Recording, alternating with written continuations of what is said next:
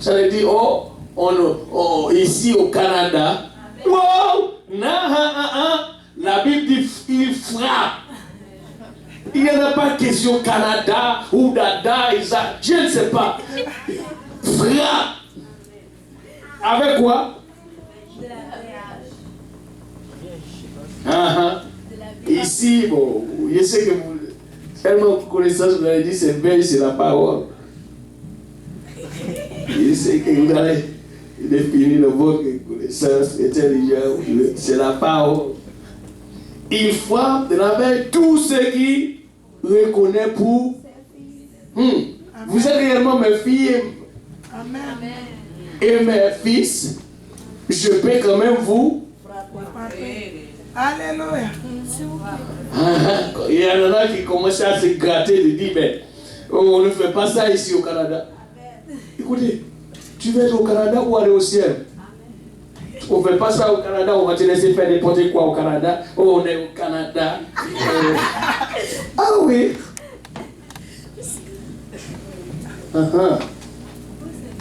Oh, ces pays, on est libre.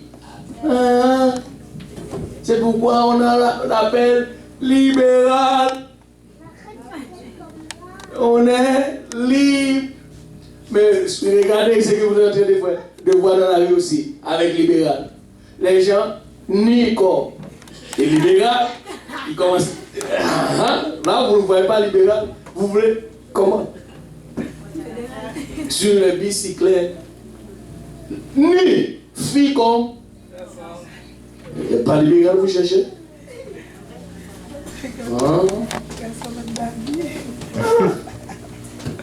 Oh, ici, on fait ce qu'on veut. Oui, mais pas dans la parole de Dieu. On ne fait pas ce qu'on veut. C'est Dieu qui est chef. Dieu dit quoi faire, on va le faire. Si Dieu dit ne le fais pas, on arrête.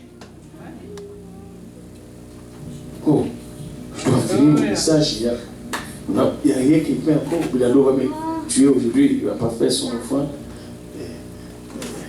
On va essayer d'aller plus haut avec vitesse, mais je n'ai pas le temps. Oh, alléluia. Pardon. Il frappe de la verge tous ceux qui reconnaissent pour ses fils. Supporter seulement. Regarde, pour vous dire, supporter seulement. Alléluia. Le châtiment, c'est comme des fils que Dieu vous traite. Car quel est le fils que le Père ne châtie pas?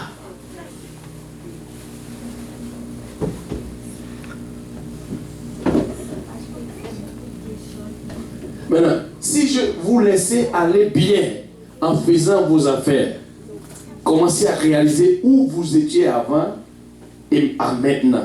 Regardez bien, juste une rétrospective. Comme maintenant, parce que si vous voulez faire votre affaire, et avec Dieu c'est pareil. Si vous ne voulez pas que Dieu corrige ou vous corrigez, vous allez faire quoi? Vous allez faire n'importe quoi et vous n'êtes plus avec Dieu. Il n'est plus là dans ton affaire.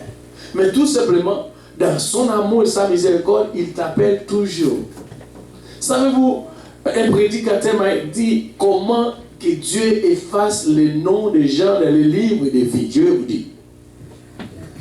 Et je vais imiter ce prédicateur qui a dit ceci. À chaque fois, c'était un prédicateur martiniquais qui l'a prêché une fois. Il a dit à chaque fois qu'on a fait quelque chose de mal. Par exemple, mon nom c'est, comme vous le savez, Luc ou Edner, comme vous l'avez dit. Maintenant, j'ai fait une chose. Dieu m'appelle à la repentance en enlevant le « et ». Maintenant, je n'ai plus « et », j'ai dit seulement « nerf ». Il reste « des ». Mais Dieu quand même m'appelle parce que Dieu veut encore ajouter l'être qu'il a enlevé. Il m'appelle toujours à la repentance. Et si je viens, il va faire quoi? Il va voir mon obéissance, il va ajouter encore le « et ». Mais si je ne viens pas, j'ai commencé à faire une autre désir. Il a enlevé des, maintenant il reste 9. Et c'est comme ça que Dieu commençait à enlever Il est Dieu. Il n'est pas comme le méchant et comme nous. En agissant les uns avec les autres, si je fais quelqu'un, si quelqu'un t'a fait quelque chose de mal, tu veux le tuer maintenant. Ou bien tu lui dis, maintenant. Il n'y a plus question de toi. C'est fini. Dieu ne fait pas comme ça. Par sa patience, sa bonté, il enlève nos noms lettre par lettre. Jusqu'à ce que nous sommes conscients quand il nous appelle. Parce que Dieu, il y a une chose, la repentance chaque jour. Dieu nous appelle à la repentance. N'est-ce pas, c'est ce que Amen. Dieu nous appelle toujours à la repentance chaque jour. Et c'est-à-dire, quand je fais quelque chose mal, hier, aujourd'hui, j'ai choisi de revenir à la repentance, Dieu ajoute à l'aide qui me manque. Et c'est ce que Dieu fait. Mais nous devons nous repentir. Nous devons vraiment chercher à marcher dans sa crainte. Parce que la crainte de l'Éternel, ça nous donne la connaissance et la sagesse, la science même, comment faire selon Dieu. En pile fois, nous ne le faisons pas selon Dieu. C'est parce que nous n'avons pas sa science. Parce que nous appuyons tout simplement sur notre sagesse. Ou nous ne voulons pas que Dieu corrige. Même si ça, on va faire. Des fois, savez-vous ce que la Bible dit? Des fois, c'est dur. Oh, le prédicateur a prêché un bon message. Les gens sont tés. Si le message de ce prédicateur ne t'amène pas sur tu t'es à genoux, pas une bonne chose. Tu dois revenir, tu t'es à genoux, parler avec Dieu. Et le rôle du prédicateur, c'est de t'amener. Oui, il y a des prédicateurs qui prêchent la prospérité. Moi, je comprends que la prospérité, c'est là aussi dans la crainte de Dieu. Quand tu marches dans la crainte de Dieu, tu vas prospérer. Sur tous les points. Je vais juste vous prendre un exemple. Souvenez-vous de Daniel. Avec ses compagnons. Et la Bible dit, ces gens marchent dans la crainte de Dieu. Savez-vous qu'est-ce qui s'est passé? Même quand il y a eu un moment où le roi a voulu choisir les gens, il dit, mais ce n'est que vous. Vous avez la sagesse de Dieu. Pourquoi? C'est parce que ces hommes ont refusé d'obéir à l'ordre du roi. Ils obéissent tout simplement à l'ordre de Dieu. C'est ça qu'ils obéissent. Et Dieu nous demande tout simplement de marcher dans sa voie, obéir à l'ordre et rester vraiment dans. Alléluia. Mais Dieu nous. Alors, ce que je. Oui. Maintenant, mais si vous êtes exempts du châtiment auquel tous ont part, vous n'êtes donc des enfants illégitimes. Et regarde, et nous des fils. D'ailleurs, puisque nos pères, selon la chair, nous ont châtiés et que nous les avons respectés, et nous devons nous pas à bien plus forte raison nous soumettre au Père des esprits pour avoir la vie.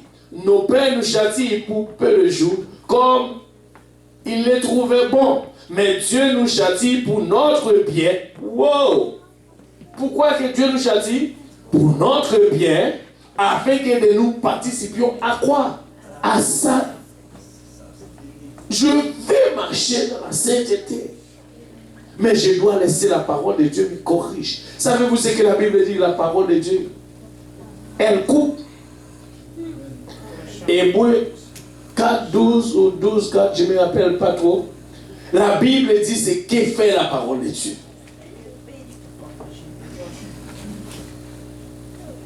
Aujourd'hui, il ressent que Dieu veut couper certaines choses.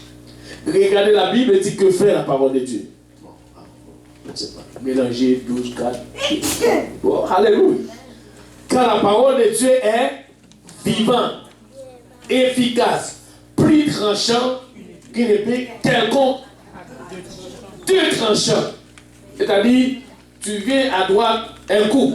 À gauche, elle coupe. C'est-à-dire, elle est là pour couper de mauvaises choses dans nos vies. Et elle doit couper ces choses. Je veux qu'elle coupe. Et coupe maintenant. Pénétrant jusqu'à partager âme et esprit. Jointure et... c'est faux ça. Ah, je te dis. Elle juge les sentiments et les pensées du cœur. C'est là elle se retrouve. Quelle est votre pensée aujourd'hui? Elle est là pour couper.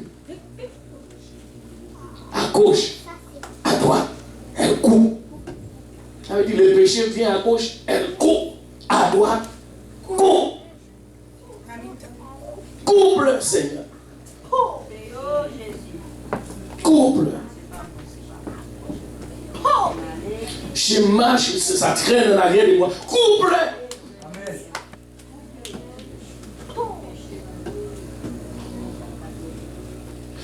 Quand je regarde en arrière, il y a toujours des traces. Coupe-le, Seigneur. Je ne veux voir aucune trace. Coupe-le, Seigneur.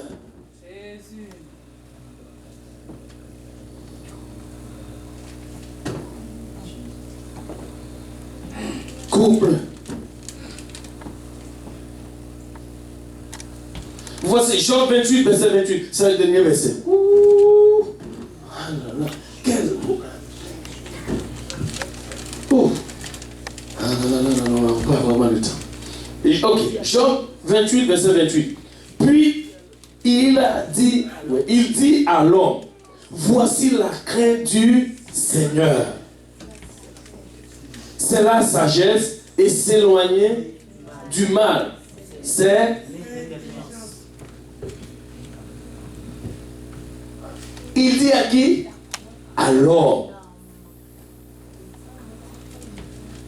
La crainte du Seigneur, c'est la sagesse. S'éloigner du mal, c'est l'intelligence.